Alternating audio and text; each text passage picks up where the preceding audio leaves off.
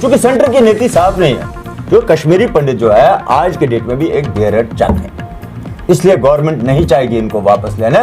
दूसरा ये एक पॉलिटिकल इशू बनना चाहिए ना, अगले इलेक्शनों में कुछ ना कुछ तो चाहिए नहीं, ये लोग क्या करेंगे?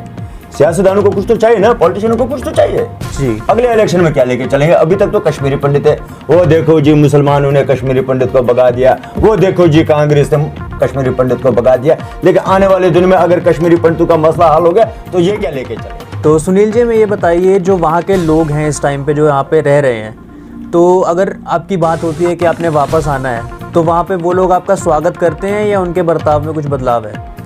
देखिए सारे कश्मीरी मुसलमान खराब नहीं है जी। तो सारे मेरे हिंदू भी सही नहीं है, क्योंकि इंसानियत अलग चीज है। मैं अपनी आपको बात बताऊं, मतलब मैं आज भी जब भी जाता हूं मैं पूरे रेस्पेक्ट से, पूरे इज्जत से मैं वहां पर बैठता हूं और मेरे लिए कोई दिक्कत नहीं है। अब क्या प्रॉब्लम है, देखिए जब आप कुछ अनाशनात बोलोगे तो वो भी वहां से बोलेंगे। टाइम हो गया सर, आज के डेट में टेक्नोलॉजी अलग है, आज के डेट में पढ़ाई है। कहाँ सर इन चीजों में जो हमारे सियासतदान हमें रख रहे हैं। बाकी इतना 100% है, अगर कश्मीरी पंडित वापस जाएगा वो वेलकम करेंगे अच्छे तरीके से, इसमें कोई शक नहीं है। मैं तो यही फिर मैं आपको बता रहा हूँ कि कश्मीरी पंडित को अगर निकालने का जिम्मेदार है वो गवर्नमेंट ऑफ इंडिया है, due to reason of bad and. क्योंकि देखिए बॉर्डर मेरा है, एरिया मेरा है, इतने हथियार आए कहां से अंदर? कहां थी हमारी फौज? कहां थी हमारी आईबी? कहां था हमारा रा? कहां था हमारा मैकेनिज्म? अच्छा, आज 30 साल 32 साल हो गए, अभी तक भी गवर्नमेंट ऑफ इंडिया से तो हमारे पे उसी दिन आ गई है जिस समय हम घर से बेघर हो गए। और इसको मैं बीच में थोड़ा सा आपको बताना चाहता हूं, मैं घर से बेघर हो गया, लेकिन इस पर जो है ना आज तक अभी तक ना कोई इंक्वायरी हुई, ना कोई कमीशन बैठा, ना कोई बात हुई। क्योंकि मेरा जो मानना है, हम जो विस्थापित हुई है due to reason of bad and corrupt politics आप हैं। मतलब जैसे हम कश्मीर से निकले 1990 में, 18 अप्रैल 1990 में हम लोग वहाँ से निकले हैं। मुझे याद है आज भी, जब हम निकले तो रास्ते में हमने कितनी कफारत उठाए, और हम लोग पता भी नहीं था, छोटे छोटे थे तब, लेकिन इतना मुझे याद है पूरा रास्ते में गाड़ी भी खराब हो गया। उसके बाद जो हम यहाँ पर गीता भवन में आए, गीता भवन में हम कम से कम 1-2 महीने रहे। आप यकीन नहीं करोगे, हम छोटे छोटे बच्चे ही थे, मैं था, मेरे सिस्टर थे, और भी हमारे वहाँ पर जो 2-4 पड़ोसी थे वो थे।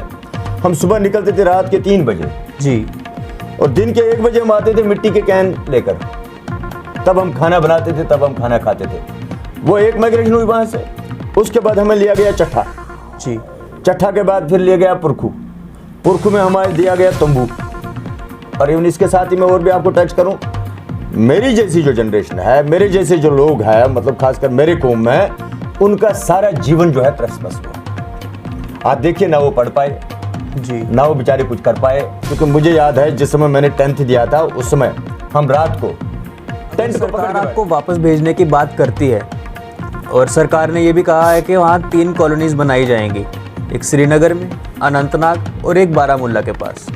तो आपका क्या मानना है, आप सरकार द्वारा बनाई गई कॉलोनीज में जाना चाहेंगे या आपको अपनी ज़मीनें वापस चाहिए? देखिए सर, सरकार कभी भी नहीं चाहेगी कश्मीरी पंडित को वापस भेजना, क्योंकि कश्मीरी पंडित एक बेयरड चक है जी। आज के डेट में भी आप देख सकते हैं, मिलियनों में पैसा खर्च हुआ कश्मीरी पंडितों के ऊपर, लेकिन कश्मीरी पंडित को क्या मिला? शुगर, प्रेशर, बाकी बीमारियां बेचारों को। क्योंकि कश्मीरी पंडित को खाली एक जो है बेयरड चक के नाम पर रखा है, और गवर्नमेंट ऑफ इंडिया की नीति साफ नहीं है उसको बसाने। 1990 में हुई कश्मीरी पंडितों की माइग्रेशन के बारे में तो हम सबको पता है, पर 1990 के बाद कितनी और माइग्रेशंस का सामना इन्हें करना पड़ा, आइए उस बारे में जानते हैं। तो हमारे साथ हैं सुनील पंडिता जी, जो आज इसी विषय के ऊपर हमारे साथ बात करने आए हैं। तो सुनील जी, आप बता सकते हैं कि 1990 के बाद आपको किन किन मुसीबतों का सामना करना पड़ा? देखिए सर, मुसीबत तो हमारे पे उसी दिन आ गई है जिस समय हम घर से बेघर हो गए। और इसको मैं बीच में थोड़ा सा आपको बताना चाहता हूँ, मैं घर से बेघर हो गया, लेकिन इस पर जो है ना आज तक अभी तक ना कोई इंक्वायरी हुई, ना कोई कमीशन बैठा, ना कोई बात हुई। क्योंकि मेरा जो मानना है, हम जो विस्थापित हुई है due to reason of bad and corrupt politics of our own country. क्योंकि देखिए बॉर्डर मेरा है, एरिया मेरा है, इतने हथियार आए कहां से अंदर? कहां थी हमारी फौज? कहां थी हमारी आईबी? कहां था हमारा रा? कहाँ था हमारा मैकेनिज्म? अच्छा, आज 30 साल 32 साल हो गए, अभी तक भी गवर्नमेंट ऑफ इंडिया से कंट्रोल नहीं हो रहा। आप देख सकते हैं, मतलब जैसे हम कश्मीर से निकले 1990 में, 18 अप्रैल 1990 में हम लोग वहाँ से निकले हैं। मुझे याद है आज भी, जब हम निकले तो रास्ते में हमने कितनी कफारत उठाए, और हम लोग पता भी नहीं था, छोटे छोटे थे तब, लेकिन इतना मुझे याद है पूरा रास्ते में गाड़ी भी ख़राब हो गया। उसके बाद जो हम यहाँ पर गीता भवन में आए, गीता भवन में हम कम से कम 1-2 महीने रहे।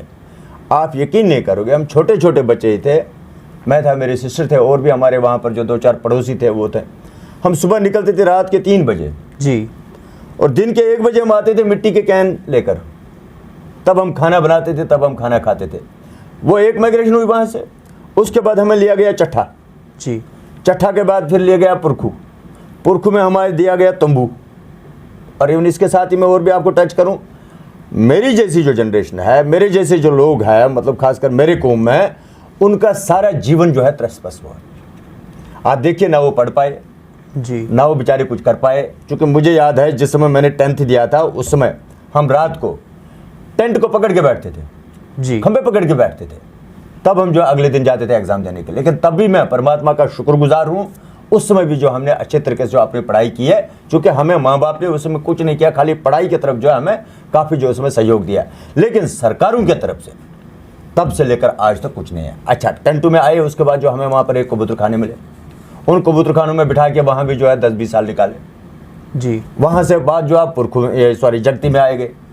जगती के बाद अभी पता नहीं हमें कहाँ कहाँ घूमना होगा, क्योंकि सरकार तो 90 से लेकर आज तक यही कहती रही कि वापस बसाएंगे बसाएंगे बसाएंगे, लेकिन कब बसाएंगे वो हमें नहीं समझ में आता है। अब हमने सरकार से खुद ही गुजारिश की थी, आप हमें जो है क्या रास्ता बता दीजिए, हम खुद जाएंगे। जब आप फेल हो गए हमें वापस बसाने के लिए, क्योंकि हमारा आज भी जब हम रात को सोते हैं, हम रात को सपने में भी वही देखते हैं अपने वहाँ पर जो मातृभूमि है।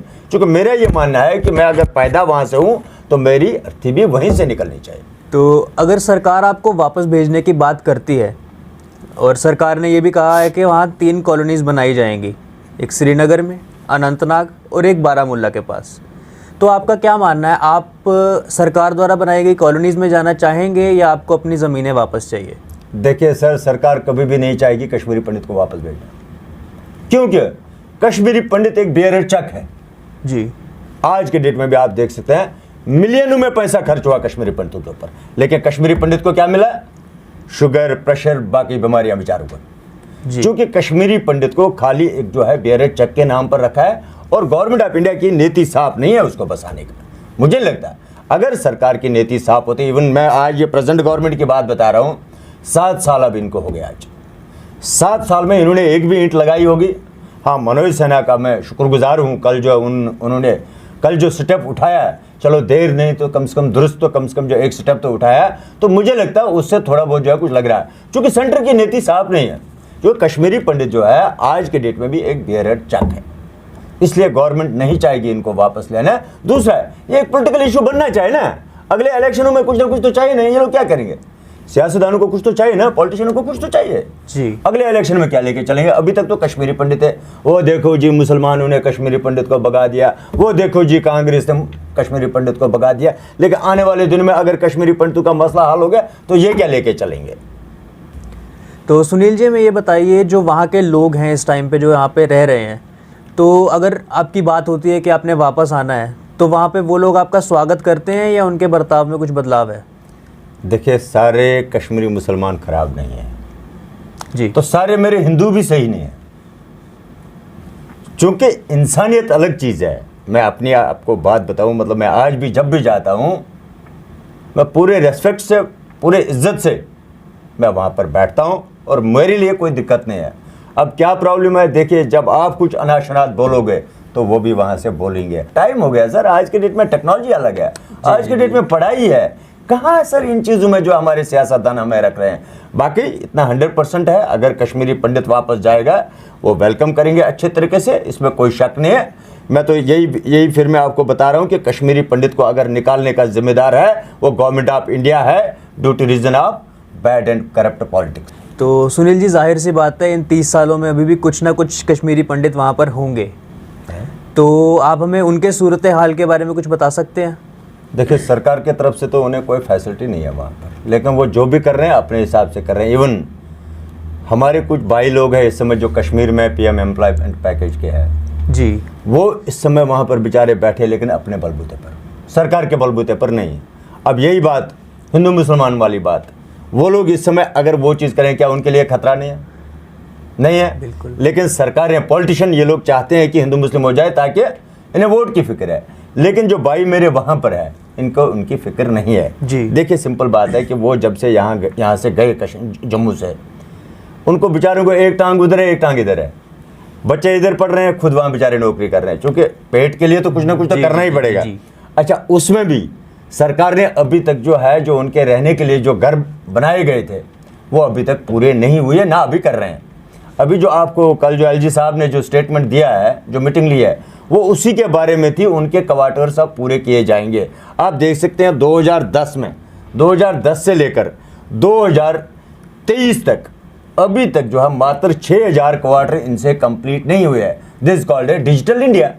लेकिन वो बेचारे जैसे बैठे हैं अभी, वो अपने बलबूते पे, इतना ही नहीं है उनके ऊपर जो मतलब आम जो कश्मीर के लोग हैं, जम्मू कश्मीर के लोग हैं, जो उनके फैसिलिटीज़ है वो बेचारे उसमें भी नहीं आते हैं। जबकि उन्होंने देश के लिए कुर्बानी दी और वापसी वहाँ पर हिंदुस्तान का झंडा खड़ा रखने के लिए किया है, इसमें कोई शक नहीं। कश्मीरी पंडित ने हर समय हिंदुस्तान के लिए जो है दिल जान जिगर दे दिया, लेकिन उसके बदले यही मुसीबतें हमें मिल रही है, जो आज भी जो हमें सड़कों पर जो है भीख मांगना पड़ता है सरकार से, अब ये करो वो करो। सिंपल सी बात है, अभी इस समय जो है मतलब कम से कम कुछ नहीं तो एक तो जो है 45 कैंडिडेट्स का एक ग्रुप था मेरे पास। जी जी, मतलब मेरे पास क्या था कि वो बेचारे जो है स्ट्रगल कर रहे थे।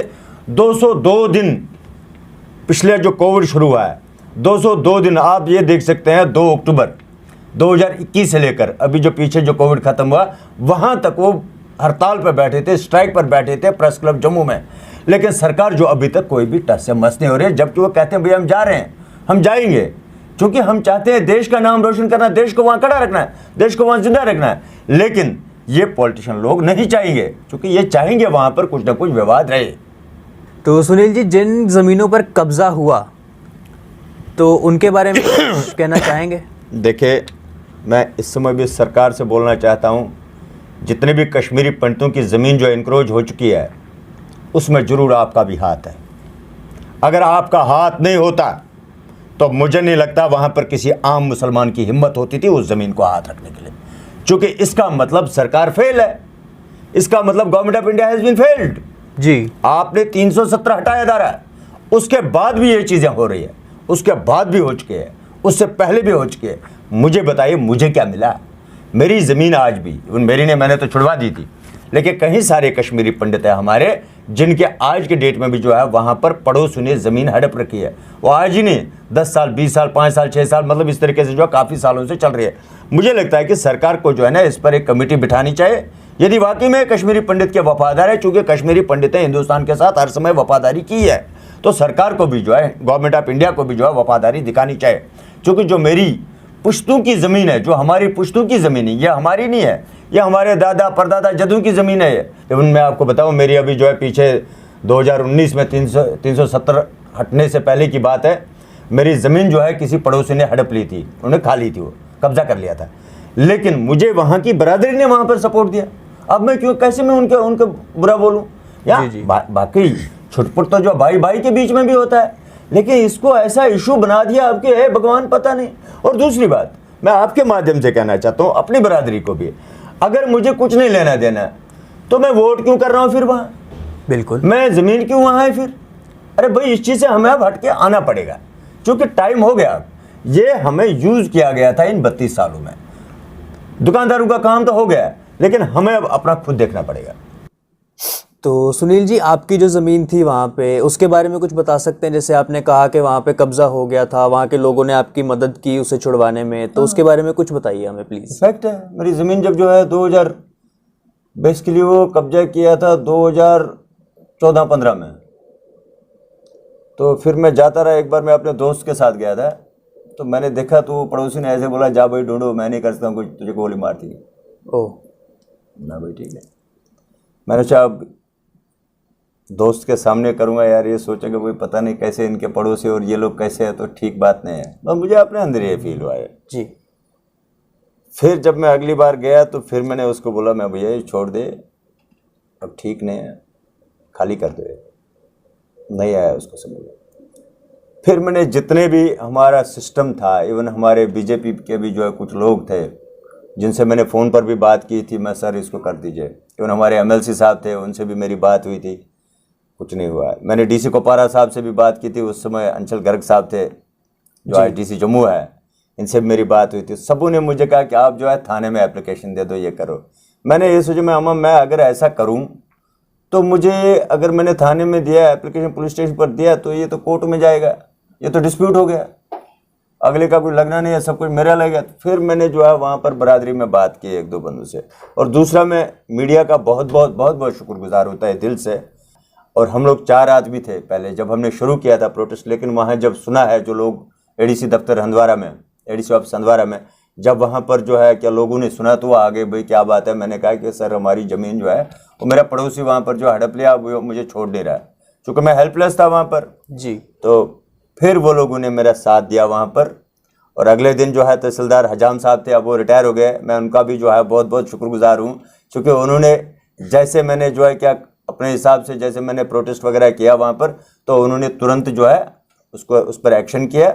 और अगले दिन जो है उन्होंने ज़मीन मेरी जो है रिस्टोर करवाई। मैं आपके माध्यम से इस समय भी जो है तहसीलदार साहब का बहुत बहुत जो है शुक्रगुजार। इवन उस समय खुर्शीद गनाई साहब भी थे, हमारे एडवाइज़र थे, तो उन्होंने भी उस समय काफ़ी रोल किया था। बाकी जैसे हमारे पॉलिटिशियन है, किसी ने भी कोई सपोर्ट नहीं किया, ना कहीं हायर अथॉरिटी ने कहीं से कोई सपोर्ट किया। हाँ, खाली जो है खुर्शीद गनाई साहब ने किया था, वो भी तब जब उनको पता चला था कि वहाँ पर जो है कश्मीरी पंडित की ज़मीन जो है, इस पर जो है प्रोटेस्ट कर रहे हैं वो लोग, तो ये हुआ सर उसमें। और मुझे ज़मीन मिली, मैं खुश हूँ, मुझे कोई दिक्कत नहीं है। बाकी ये मैं बार बार कहता हूँ कि ये चीज़ें जो है ना भाई भाई में भी होता है, इस चीज़ को इशू बनाने वाली बात नहीं होती है। हाँ, जब तक ना आप खुद भी हिम्मत करोगे और आप सिंसियरिटी से चलोगे, ईमानदारी से चलोगे, तो आप, मुझे लगता है मिशन जीत के चलोगे। इवन उसमें भी मेरे से किसी ने 1 रुपये नहीं लिया, इवन तहसीलदार ने नहीं, पटवारी ने नहीं, कहीं से भी नहीं कुछ।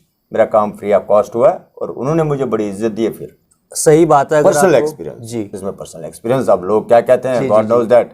आप मेरी रिलीफ ऑर्गेनाइजेशन में जाइए, गिने चुने कुछ लोग इसमें ठीक है, बाकी लोग जो है ना, मुझे लगता है जो ना कसाई जो होते हैं ना, कसाई से भी खतरनाक है। लेकिन वहाँ जो मैंने देखा एज ए मुस्लिम वो, और कितना उन्होंने कोऑपरेट किया, मैं सल्यूट करता हूँ उस चीज़ को। जी, धन्यवाद हम भी कहना चाहेंगे उनका कि उन्होंने ज़मीन आपके बिना किसी परेशानी के दे दी। बिल्कुल दिए। तो एक अगला सवाल मैं आपसे करना चाहूँगा, क्या आप यहाँ पे खुश हैं जम्मू में, जगती में, या आप वहाँ वापस जाना चाहते हैं? मुझे लगता है कि जितना मैंने ये गुफ्तगू किया आपके साथ, आपको खुद ही लगा होगा कि मैं कितना खुश हूँ यहाँ और कितना दुखी हूँ। जी जी जी, बिल्कुल। देखिए, वो हम जानते हैं ये 30 साल 32 साल का जो सफ़र है हमारा, ये कैसे निकला। देखिए, अगर एक चिड़िया भी घर से निकलती है ना, वो भी घोंसले से निकलती है ना, वो भी शाम को घर में वापस आ जाती है। हमें तो 32 साल से अपना घोंसला ही नहीं मिल रहा है जी। हम तो ढूंढ रहे हैं हमारा घोंसला मिले, हमें घोंसला वापस दिया जाए। क्योंकि इसमें अब मैं इंडिविजुअली मैं आपसे कहूँ कि अगर मैं अभी पर्सनली जाऊँगा वहाँ पर, देखिए मकान था वो भी उड़ा दिया, मकान था वो जला दिया। तभी मैं आपसे कह रहा था कि गवर्नमेंट ऑफ इंडिया ने अभी तक भी उस पर कोई रिसर्च नहीं किया, उस पर कोई सर्वे नहीं किया। बाकी अब इसमें मैं आपको, चूँकि मुझे लगता है कि आप वो पूछेंगे ज़रूर हो मेरे से क्वेश्चन, कश्मीर में जाने के लिए मैं आपके माध्यम से भी जो है मैं अपनी बरादरी को भी अपील कर रहा हूँ, उन गवर्नमेंट ऑफ इंडिया को भी अपील कर रहा हूँ कि अगर आप वन सेट मतलब जो है ना एक कॉलोनी बनाएंगे, वो एक डिस्प्यूट हो जाएगा कल के दिन में। जी बिल्कुल। क्योंकि एक बाग में जब आप कुछ फसल लगा रहे हो, कुछ पेड़ लगा रहे हो, इसमें जो खट्टा भी होता है, मीठा भी होता है, सब पेड़ इसमें होते हैं जो बाग होता है। और दूसरी बात, मेरे लिए फिर वही परेशानी है जो मुझे आज झेलना पड़ता है जब इलेक्शन होता है, कि मुझे आज भी पहले एम फार्म ढूंढना पड़ता है। चूँकि खाता पीता मैं जम्मू का हूँ और वोट मैं वहाँ डालता हूँ। आज आपको एक इसमें बताऊँ, मैं पंच हूँ अपने गाँव का, मैं पंच हूँ अपने गाँव का, मैं डेवलपमेंट वहाँ कर रहा हूँ। मुझे बताइए मुझे क्या यहाँ पर मिल रहा है, जबकि मैंने सरकार से ये कहा था कि आप जगती में या जितने भी हमारे कैंप्स हैं, आप एक वार्ड या पंचायत टाइप इलेक्शन करवा दीजिए। लेकिन गवर्नमेंट ऑफ इंडिया ने नहीं करा पाया। क्योंकि मैं आपसे बार बार कह रहा हूँ कि सरकार की नीति नहीं है साफ हम पे। अगर नीति साफ होती, ये यहाँ से चुन के एक बंदा ले जाते या 2 बंदे या 3 बंदे, वो सरकार से बात करते थे कि रोज़मर्रा की ज़िंदगी हमारी कैसे चल रही है। जैसे एक बार आपको पता है हमारे गृह मंत्रालय साहब ने पार्लियामेंट में बताया 44,000 लोग हैं कश्मीरी पंडित। जी। ठीक है, क्योंकि जब उसको अपनी चैनल जो उसका सोर्स था वो ग्राउंड पर था ही नहीं। अगर वो ग्राउंड पर होता तो उसको हकीकत में ये पता चलता है कि 7 लाख कश्मीरी पंडित है। वो ये नहीं बोल सकता था, जिसमें कहीं हमारी कश्मीरी पंडित ऑर्गेनाइजेशन ने काफ़ी जो उस पर अपोज किया है। लेकिन मैं आज भी ये कह रहा हूँ सरकार से कि अगर वाकई में आपकी नीति साफ है कश्मीरी पंडित के लिए, और अभी भी मौका है, आप इसको वार्ड या पंचायत टाइप इलेक्शन करवा दीजिए। खासकर जो कॉलोनीज़ है हमारी, या हमारी जो जोन्स है, रिलीफ जोन्स, जहाँ से रिलीफ आप डिस्ट्रीब्यूट करते हो, वहाँ पर सारा डाटा आपके पास जी। वहाँ पर जो आप एक इलेक्शन करवा दीजिए वार्ड या पंचायत टाइप का, क्योंकि जिससे एक रास्ता निकलेगा बातचीत का, चूँकि उसके बगैर सरकार बार बार यही कहेगी इनका कोई लीडर नहीं है, इनका कोई नुमाइंदा नहीं है, इनका कोई है नहीं। अरे भाई, हम तो खुद ही कह रहे हैं आपसे कि आप करो ना ये पॉलिसी चालू। अगर ये फेल होगी तब आप हमें बताओ, क्योंकि जनता जिसको चुनेगी, इस समय हमारे देश का प्रधानमंत्री मोदी जी है, जनता ने उसको चुना हुआ जी। आप उसको कोई कुछ नहीं कर सकता, क्योंकि वो चुने हुए है ना, वो इलेक्टेड है, इज नॉट सिलेक्टेड। तो वैसे अगर ये हमारे कौम में बाज़ाब्ता इलेक्शन करवा के फिर ये पॉलिसियों पर काम करते तो मुझे लगता है ज़्यादा ठीक रहता, और मेरे जैसे एक आम इंसान को आने की ज़रूरत नहीं थी बाहर। जी, बिल्कुल सही कह रहे हैं आप। और एक और चीज़ मैं आपसे पूछना चाहूँगा, जगती में जो कॉलोनीज़ हैं उनके क्वार्टर्स की हालत के बारे में आप कुछ बताना चाहेंगे सरकार को? देखिए, मैंने आपसे पहले ही कहा था, कोई भी सरकार नहीं चाहेगी कश्मीरी पंडित को वापस देना है, क्योंकि कश्मीरी पंडित एक बेयरेट चेक है जी। आज भी जो है खरबों रुपए वहां पर जो आता है जगती के नाम पर या पुरखू के या बूटानगर के नाम पर। आप प्रैक्टिकल में देख लीजिए लग क्या रहा है, हो क्या रहा है। यही चीज़ मैंने एक ऑफिसर से मैंने एक बार बात की थी, मैंने कहा था सर ये प्रोजेक्ट जो है 90% फेल है। वो कहते हैं हाँ ये 100% फेल है। ये एक साहब का कहना है, चूँकि मैं अब नाम नहीं लेना चाहता हूँ, चूँकि अब थोड़ा बहुत जो है कि वो काम भी अच्छा करते हैं, पता नहीं किस मूड में बताया किस में बताया, लेकिन ये सब जानते हैं कि इसमें गोलमोल हो रहा है। क्योंकि आप देख सकते हैं जिस समय जगती पहले बनी थी, ये प्रोजेक्ट में कितना उसी समय से मतलब तब से लेकर आज तक इसमें कितना घोटाले हुए हैं, लेकिन सरकार उनकी नीतियाँ साफ है नहीं, चूँकि इनको अपने जेब भरनी चाहिए। और साथ साथ मैं बताऊँ आपको एक को आउट ऑफ टच में बताऊँ आपको, जब तक ना हमारे देश में लोकपाल बिल पास होगी जी, तब तक ये मुसीबतें हम आम लोगों ने झेलनी ही झेलने हैं। क्योंकि करप्शन जगह जगह पर है, जगह जगह पर है।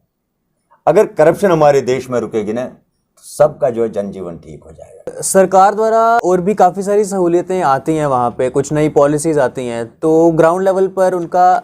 सर सुनिए सुनिए सुनिए सुनिए, आयुष्मान भारत आ गया था जी, कितने साल हो गए उसको लगाए हुए, तीसरा साल अब हो रहा है।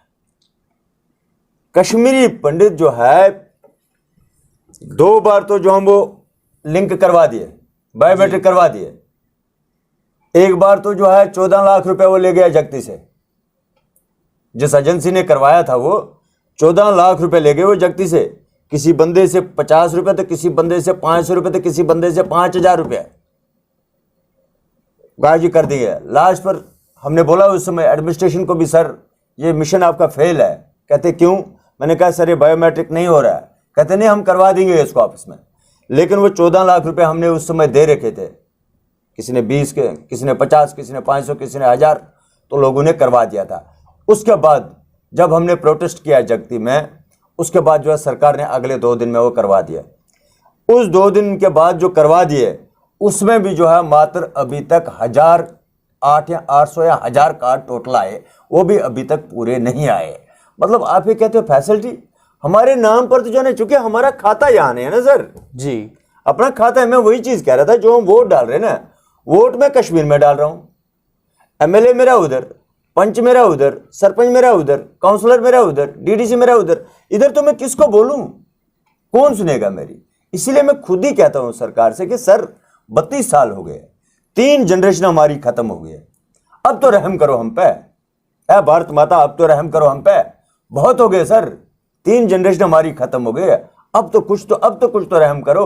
बहुत सियासत की है आप लोगों ने हमारे ऊपर, मेरे देश के सियासतदानों ने बहुत सियासत की है। अब बस करो, क्योंकि हमें भी अब जो है कुछ 2 साल हो 5 साल हो, हमें जीने दो, और हमारे बच्चों को अब कम से कम जो है जीने दो। हमारी तो अब बात ही छोड़ दो, हम तो वैसे ही जो है 30 साल में बर्बाद हो चुके हैं, लेकिन अब तो जो है कम से कम हमारे बच्चों को तो जीने दो। इवन आपके साथ साथ ही मैं और एक इसमें ऐड करूं जो इस टॉपिक के बगैर ही होगा मेरे ख्याल आपके, लेकिन है तो कश्मीरी पंडित के हिसाब से ही। भारत सरकार ने 2010 में एम्प्लॉयमेंट पैकेज लाई है, ठीक है। 2010 से लेकर, फिर मैं वही डिजिटल वाली बात बता रहा हूँ, 2010 से लेकर 2021 तक वो पैकेज अभी तक कंप्लीट ही नहीं हो रहा, मात्र 6000 पोस्ट है जी। आप खुद समझ सकते हैं कि मतलब हमारे साथ कितना भेदभाव हो रहा है, कितना हमारे साथ जो है कि इनजस्टिस हो रहे हैं। 11 साल में यदि ये 6000 पोस्टों को एडजस्ट नहीं कर पा रहे हैं, तो मुझे बताइए आप 7 लाख कश्मीरी पंडितों को ये कहां से करें। तो मैं आपके माध्यम से बार बार ये चीज़ों को टच कर रहा हूं कि कहीं हमारे सरकारें सुनेंगे कि थोड़ा बहुत जो है ना इस पर जो है ना थोड़ा गौर से देखेंगे, क्योंकि ये वो चीज़ है, ये मतलब कहीं लाख लोगों की जिंदगी है ये। जी जी।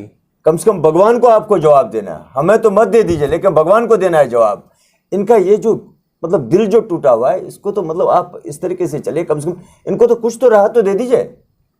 तो मेरा आपके माध्यम से मैं ये बताना चाहता हूँ सरकार को, इस समय आप वही चीज़ मैं आपसे फिर कह रहा हूँ कि आप इलेक्टेड नुमाइंदे चुन लीजिए, और ये सारी जो आपकी जितने भी प्रॉब्लम्स है सॉल्व हो जाएंगे, अगर आपके अंदर वाकई में ईमानदारी है जी। और जाते जाते एक लास्ट में आपसे पूछना चाहूँगा, महंगाई के बारे में आपका क्या कहना है? महंगाई जो बढ़ रही है उससे क्या क्या हो रहा है आपके साथ? अरे सर, महंगाई के लिए तो मैं आपको बोलूं तो फिर ये लोग सोचेंगे भाई पता नहीं ये सियासत कर रहे हैं, क्योंकि मैं तो जबकि जो है 2010 के बाद आज तक मैं तो कभी किसी को वोट ही नहीं डालूं, मैं तो नोटा पे डाल रहा हूँ जी। मैं तो नोटा पे डाल रहा हूँ, क्योंकि मेरे साथ तो सबों ने इनजस्टिस की है। आज अगर हकीकत में जाओगे, जिस हिसाब से अभी कोविड काल से जो लोग मर गए, लोग जो है 2 साल से बेचारे जो कुछ काम नहीं कर पाए, जितने भी हमारे बड़े बड़े ब्यूरोक्रेट्स हैं, सरकारी एजेंसीज है, नेता लोग हैं, इनके तो अपने प्रोटोकॉल चल रहे हैं, उसमें कहीं कोई कमी नहीं आई है। लेकिन जनता बेचारी जो आलू 10 रुपये, प्याज आलू जो 10 रुपये किलो हुआ करता था वो आज पहुँच गया 30 रुपये, प्याज जो 10 रुपये किलो हुआ करता था वो पहुँच गया 30 रुपये। मतलब मर तो गरीब ही रहा है, लेकिन ये गरीबी आने वाले दिनों में सरकार को बताएगा, ये तो पक्का है, ये तो पक्का है, क्योंकि जनता जनार्दन है जी। जनता को जो ठीक लगेगा वो वही करेगा। क्योंकि जो अभी खासकर जो ये 7 साल से जो झेल रहे हैं, तो मुझे लगता है सरकार को इसका खामियाजा भोगना पड़ेगा, जैसे बंगाल में।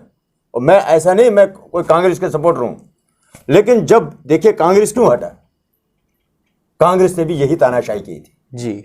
अगर वो ये तानाशाही नहीं करता तो लोगों को क्यों विकल्प की जरूरत थी, लोगों को विकल्प की जरूरत ही नहीं थी। लेकिन जिस समय बीजेपी ने भी यही फार्मूला किया है, मैं तो कहीं मतलब डिबेटों में भी ये कह चुका हूं कि ये बोतलें नई है, शराब पुरानी है। क्योंकि आज भी आप देख सकते हैं कि मतलब जो नेता है वो इधर उधर ही घूमते रहते हैं, कोई कांग्रेस में, कोई बीजेपी में, कोई पीडीपी में, कोई दूसरे पार्टी में। मतलब आम जनता जो है ना वहीं की वहीं है, आम जनता जो अभी तक भी जो है उसको कुछ ग्रोथ नहीं मिल रहा। जबकि उम्मीद थी बीइंग एज ए कश्मीरी पंडित कि बीजेपी आई, अब कुछ ना कुछ देश का भी भला हो जाएगा और हम विचारों का भी कुछ ना कुछ भला होगा। लेकिन उम्मीद खत्म हमारी, उम्मीद खत्म हमारी, क्योंकि 7 साल में हमने ये देखा, मतलब जब 2014 में जो इंटरव्यूज हुए थे बच्चों के, मैं उसमें गया था। बीजेपी और पीडीपी की सरकार थी यहाँ 2013 जब वो बाढ़ आया था, 2013 की बात है, जी 2013 की बात है। बीजेपी की सरकार थी और पीडीपी की सरकार थी। महबूबा मुफ्ती मेरे ख्याल उस समय चीफ मिनिस्टर थी। इन्होंने क्या किया, इन्होंने यहां से बच्चों को भेजा कश्मीर इंटरव्यू देने के लिए। सर जी आप यकीन नहीं करोगे, वहां पर बच्चे रात को ऐसे लेटे नीचे, लेटे, जगह ही नहीं है कहीं बेचारे किसी के पास, खुले बेचारे सोए। अगले दिन उनका इंटरव्यू था, काफ़ी सारे तो उसमें बेचारे पास हुए, लेकिन जो बेचारा रात को वहाँ सड़क पर सोया, मतलब ये जो है ना, मतलब सरकार की नीति मुझे वहीं से लग गई गड़बड़ है जी। तो मतलब ये चीज़ जो है ना, सरकार को इस समय जो आप कश्मीरी पंडितों के ऊपर नज़र नहीं है, जहाँ तक मुझे लगता है। लेकिन हमें उम्मीद थी, हमने बीजेपी को लाया और ये हमें बचाएगा, ये देश को बचाएगा, लेकिन मुझे नहीं लगता है। तो आप सब जुड़े हुए थे न्यूज़ इनसाइडर 24/7 के साथ। आपने देखा यहाँ जगती में कश्मीरी पंडितों की हालत क्या है, उनकी क्या क्या मांगे हैं। सरकार से ये लोग सिर्फ यही मांग रहे हैं कि जल्द से जल्द इन्हें वापस भेजा जाए, इनकी जो भी मांगे हैं वो पूरी की जाए जल्द से जल्द। आप देख रहे हैं न्यूज़ इनसाइडर 24/7 में आपके साथ सिमोने प्रभाकर। धन्यवाद।